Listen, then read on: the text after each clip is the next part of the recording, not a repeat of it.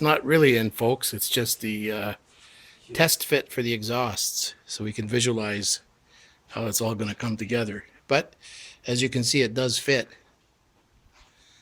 and the front motor mounts are actually on.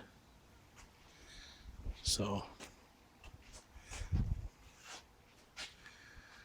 looking good.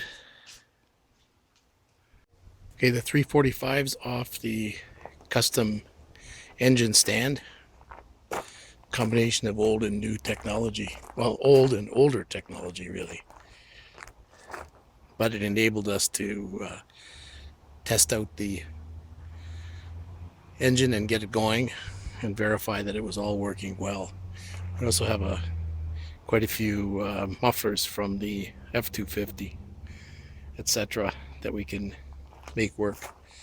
So now to move the transmission to the different bell housing for the 345 away from the SD33 bell housing, and the engine's off the stand now.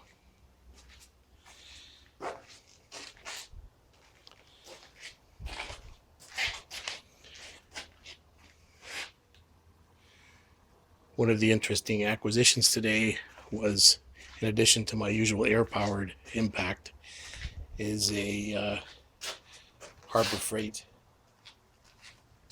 electric impact, which seems to work pretty well. SD33 will be put up for sale. It's got some pretty good components on it. Everything you need to make a diesel work in the Scout.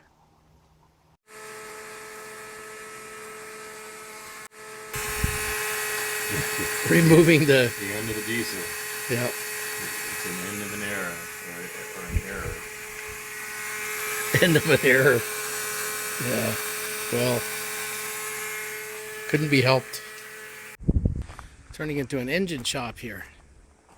Somebody's coming to pick up this diesel engine that we took out of the Scout. So it's ready. Now we got to mate these two and get that in.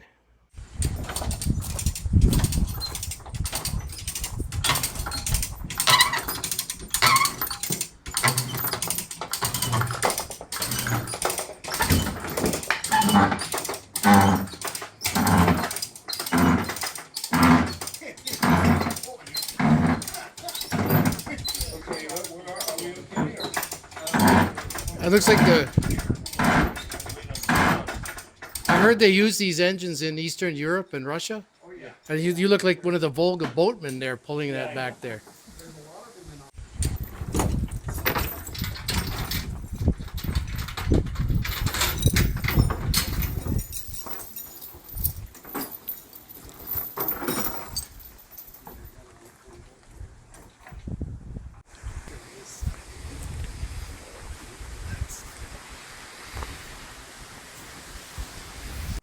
He had Vizio Motors, which was an international dealer, and he had Scouts for, anyway, he kept Scout parts going until 2010. He died in 2010. So he had this place on Sandy Boulevard, and he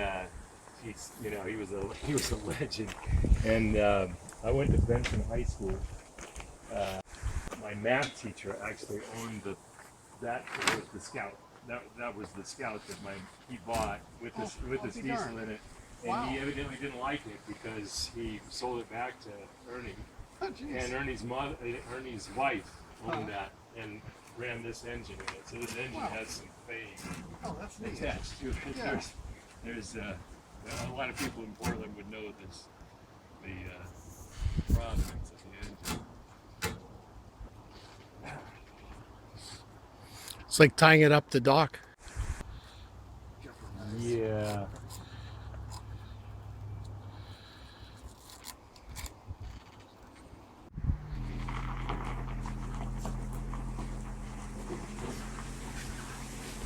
There she goes. Thank you. Folks, so I've gotten a little further on this clutch flywheel setup, and I've got the throwout bearing installed, things greased up and freed up, and the clutch is on. I'm just getting ready to set it to the correct torque readings. Show you more. Okay, I got it all together, and I've got it pretty well angled, except it kind of tilts over, but should be able to actually get it into the Scout.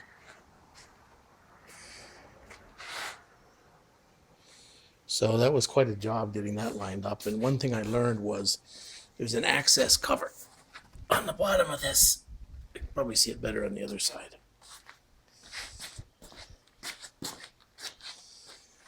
Yeah, an access cover there, and up inside there you can actually, I don't know if you can see it, but it allows you to see the clutch and what's inside there and all those things. Anyway, which is a good thing because the lever got jammed up and I couldn't see what was going on.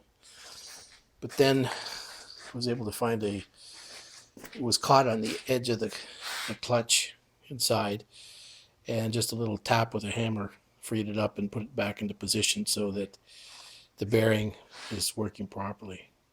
So now to put it in. Okay, some very odd developments. The engine went in, but it appears the motor mounts are too far forward. Probably because of they welded them in to fit the 6th. There is this really gaping hole at the back here where you can see everything here. And the cross member only has mounts for one side. In addition, you can see how far forward the gear shift is. So this means the drive shafts are different lengths. So, what can we say? Oh, except we're going to have to be fabricating one way or another. Got a trip to that field of Scout dreams up in Portland.